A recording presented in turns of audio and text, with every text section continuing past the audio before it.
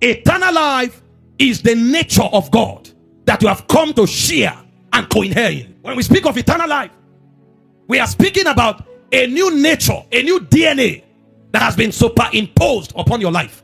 The Bible said in John chapter 1 from verse 10 to verse 12, it said he came unto his own received him not. He came into the world, although the world was made by him, the world knew him not. He said, but as many as received him, to them he gave the right to be called the sons of God. He said these ones were not born by the will of the flesh. They were not born by blood. They were born by the Spirit of God. And so when we speak eternal life, we are talking nature imparted into you. So a man who has eternal life is truly born of God. This is why God expects you to live like him. So when we are dealing with eternal life, it's not just, oh, I had an encounter, I have a feeling, I experienced God. No. God is expecting that when you step out, both in character and essence, people should see him in you. Paul said, henceforth, know we no man after the flesh. Because something has happened to us. When we fell, we took upon ourselves the nature of the serpent.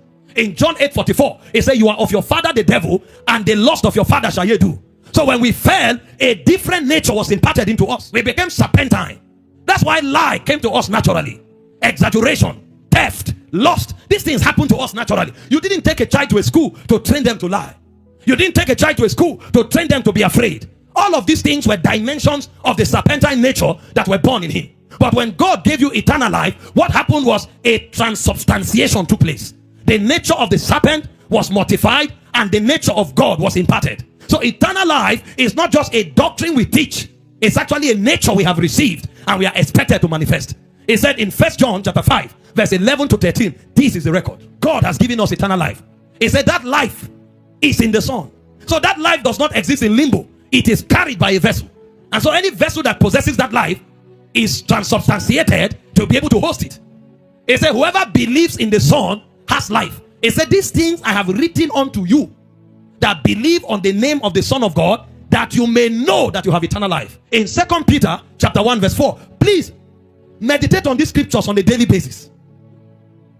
Peter said, whereby are given unto us exceeding precious promises.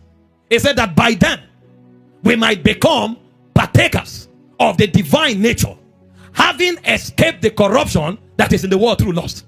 So when God gave us his life, he brought us into his nature to become partakers of his nature. The nature of God is your predominant nature.